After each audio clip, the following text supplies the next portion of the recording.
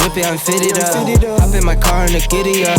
Secure the bag, yeah, I get the bus. All right, so this is Beats Per Minute, the DJ game show of competitive banter. I'll use the word banter instead of the other B word I was about to say. Here are the rules for BPM. Mickey is going to spin the golden wheel of death and read a topic. Rich and I are going to have 1 minute each to debate that topic. Our panel is going to wave when they think we've said something intelligent. Hopefully we've said something intelligent. Mickey in post-production will figure out a score of who's winning. We'll go from there. So we'll throw it to them at the end of it and let them tell us what they thought. Because their opinion is really good. I'm really excited. It's really important.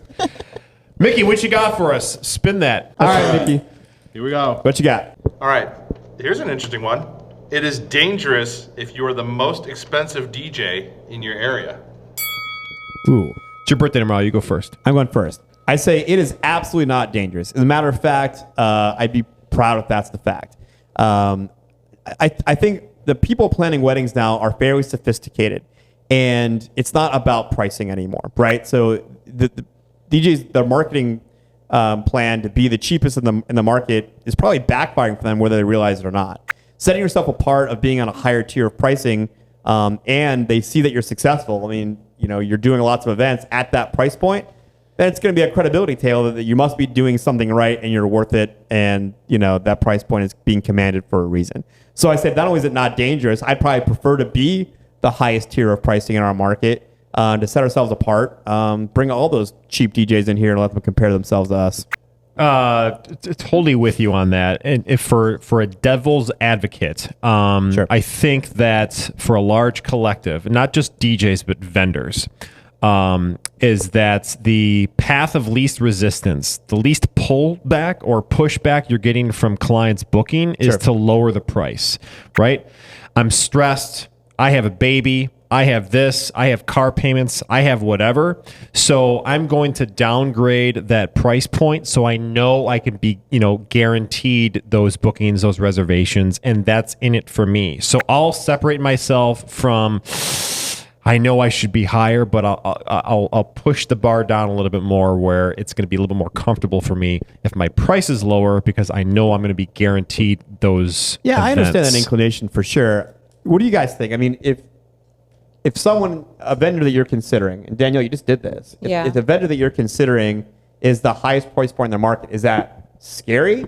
Or does that say, okay, hey, I'm getting the best? Or is it somewhere in between that thought? I think it depends on how strongly you feel about each vendor and what your budget's like. I knew 3 of my vendors without a doubt I wanted, and I didn't care what the price was because I knew that's what I wanted for them, and I knew the quality of work they brought to the table. So there was no question about the 3 off the top of my head that I can think of. I went right away. I didn't even know prices really. I just said, let's do it because that's what I knew I wanted, and I didn't want to regret my decision of not going with who I love, So you're saying I could have went higher? Damn it. Oh, pump the brakes, buddy. I'm just joking. Before we Just move joking. on, let me just pose the question to you about what you think, because I know how I think about this.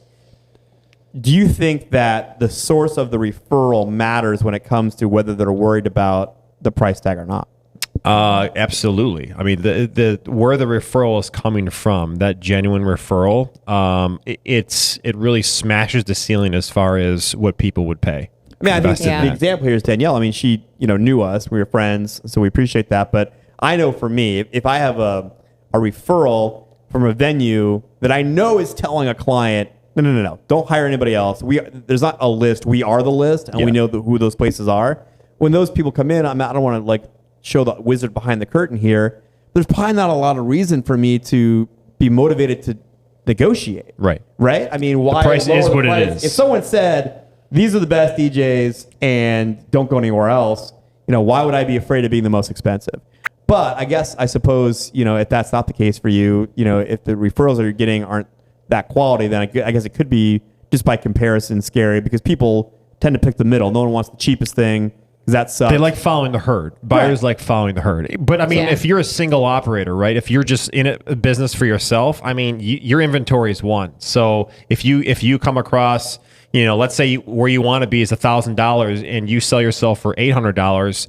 I mean, you're working at a $200 discount. I mean, that's Well, this pricing for DJs, and by the way, hi DJs, I know there's going to be an episode coming soon that's all about pricing. Yeah. If there is one topic in the DJ world of YouTube and podcasts, how much should I be charging? How much should I be charging? It's probably, whatever you're charging is probably not enough. Yeah. All right. But Mickey, so I was right. The girl said so. So we're moving on. Just kidding.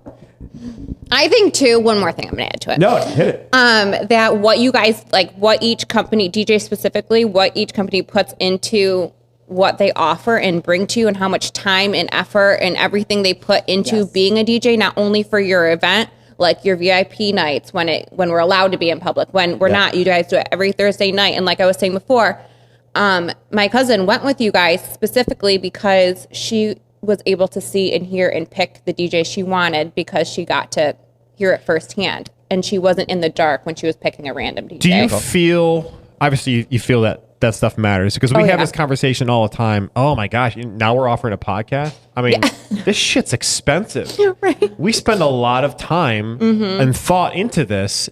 Does it really move the needle? Do we go from $2,000 now to $2,200? Right. Or because we have a fancy space, do we go from $2,500 to $2,700? Do people really pay attention to that stuff? And I think too, like someone who's not in the industry might think like DJs it's their side gig and it's just like their extra cash. It's not like people don't see that it's people's everyday business and it's their livelihood, how they put food on the table. Like that is their everyday. And then you guys just take it to that next level with everything you do leading up to it, the amount of help you offer brides. I can't even tell you how many times I've seen you like on posts saying, "You're our bride, ask us, we'll help you," blah, blah, blah. And I'm like, yes. But you help them with everything. So it's not just DJ stuff. And then everything you put into your DJing, it just puts it over the top. So I think it's noticed. To put a crown on this thing, it's like, we're not scared to be the most expensive tier in our market as long as we're backing it up with the things that we're doing to justify the fee. Very good. Gotcha. All right, Nikki. We beat that one the hell up. Number 2, spin that thing. Easiest to eliminate from a wedding set, Michael Jackson or Pitbull? Oh, That's gosh. Easiest to eliminate from a wedding set. I'm excited to hear what you guys say about this. Oh, you know what? I'll go with Pitbull. I love Pitbull. I've seen him in concert. He's a fantastic entertainer, but I think universally, MJ is going to be appreciated across the generations. I think I'm going to get more traction with MJ. And quite frankly, he has more depth when it comes to hits and classics. So I'm going with MJ. Quick side note, is the Jackson 5 included when you say no Michael Jackson? I would say no. Okay, well then. Yeah. Okay, this I am so excited. Mickey put a marker on the video, put some kind of highlighted thing so we can go back to the spot. It's a magic moment. It's magic right now because this is literally standing up. This is literally the first time in the history we've done these, either live or in practice, where we actually disagree, and I didn't go first.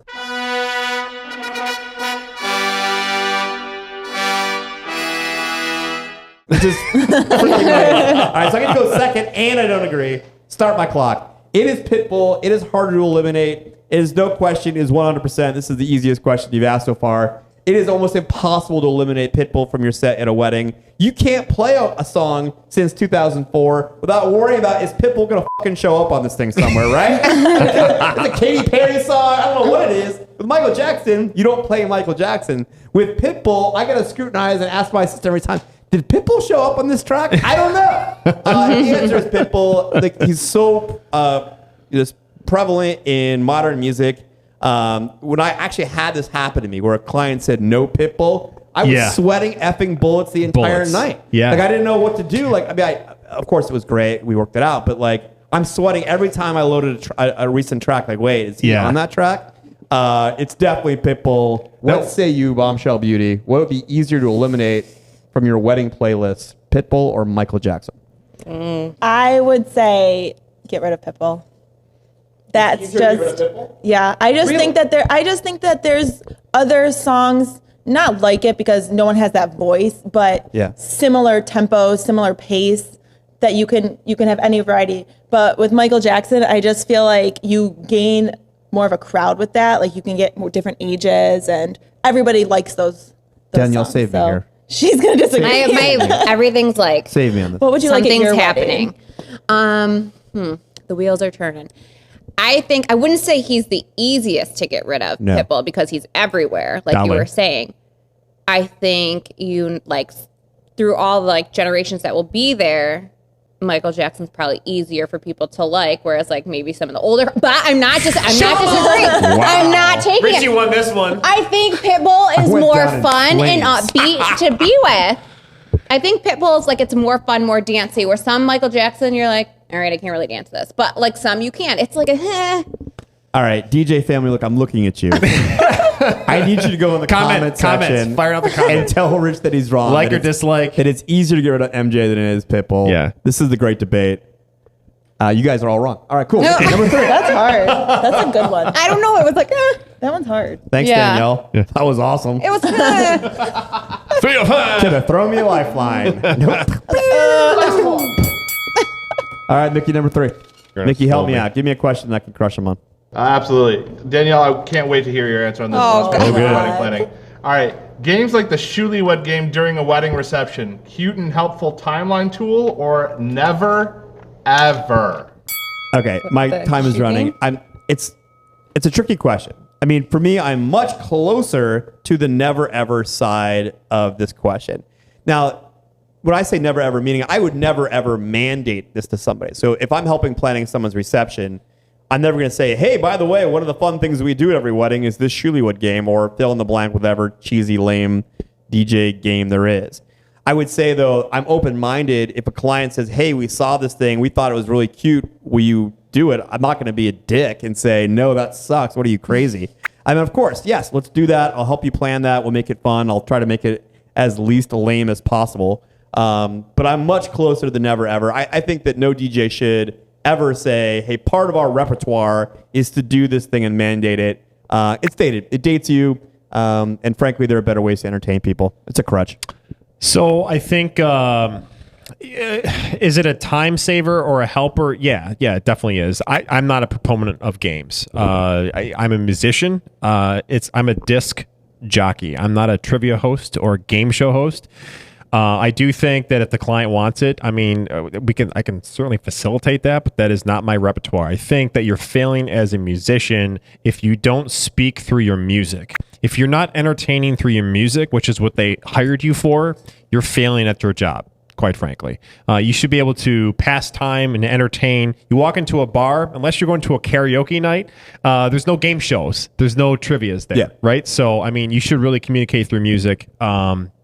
I agree with it. I think it's luckily, dated. I mean, this was an easy one. I mean, this is a softball that's We feel very strongly about tchotchke and game and in your face. It's just not our space. If you're watching this and this is your space, no disrespect, whatever you're crushing it with, awesome. But it's, Let's say Bombshell Beauty about wedding games. Oh my God, thank God. Like, not that it's not. I don't want to say the word tacky, but Oh, like, you can say it.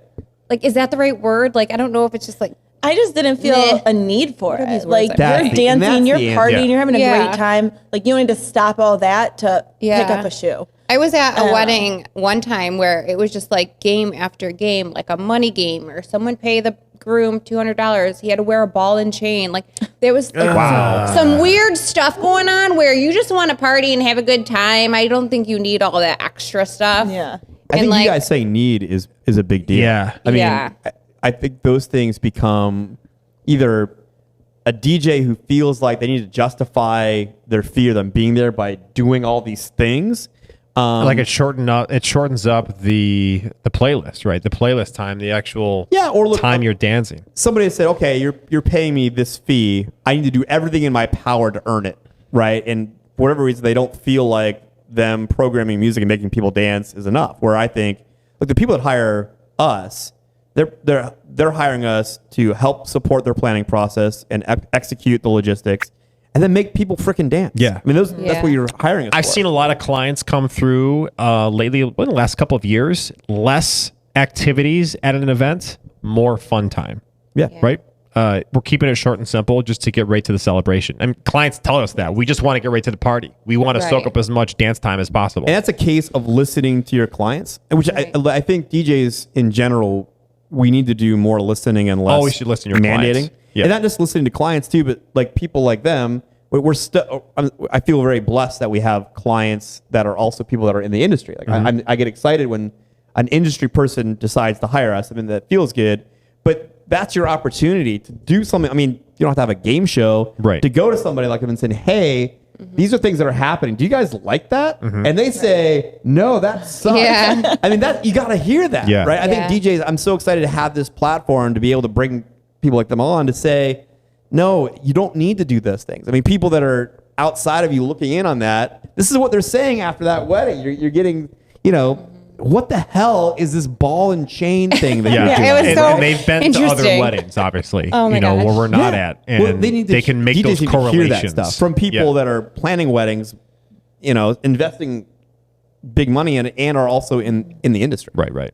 I think, Go go ahead. I was You gonna go. say, I was gonna just say, keep the games at the bridal shower or the bachelorette Right, if you wanna party. do anything like that's- that. That's different from the wedding. I think too, as like a guest perspective, there's so much time where they're sitting at the table for dinner, they're sitting at the table to hear speeches, they're standing watching slow dances, they're itching to get back to that bar, so they don't want to watch you play a game. Like they might giggle a little bit, but they're like, all right, let's open this bar, let's get on the dance floor, let's get to it. This is what we came here for. That's why you're our people. we Icebreaker. came to party. Heck yeah. That's why there are people.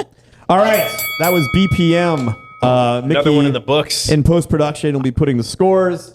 I don't want to see this one. That's all right. I'm usually Sorry, I pretty delivered John a little loss, God. big old loss on his birthday week. I'm usually pretty Oh, confident no. about that, but when Danielle didn't throw me the life preserver on Pitbull, You know what, not for nothing. Last week, you put me through the grinder, for cripe's sake. maybe. Let's see. It's all good. All right. Hey, you just caught a segment of Beats Per Minute, the game show of competitive DJ debate. If you want to see the episode of The Real DJ Show that this came from in its entirety, make sure you check out the link in the description. Of course, we want to know what you think, so blow up the comment section below and join the debate. If you have suggestions for content or want to join us next time, email us at TheRealDJShow@rochesterdj.com. Of course, we always want you along, so make sure you like this video, subscribe to our channel, and ring the little bell for all of our new content. Hey, we'll see you next time.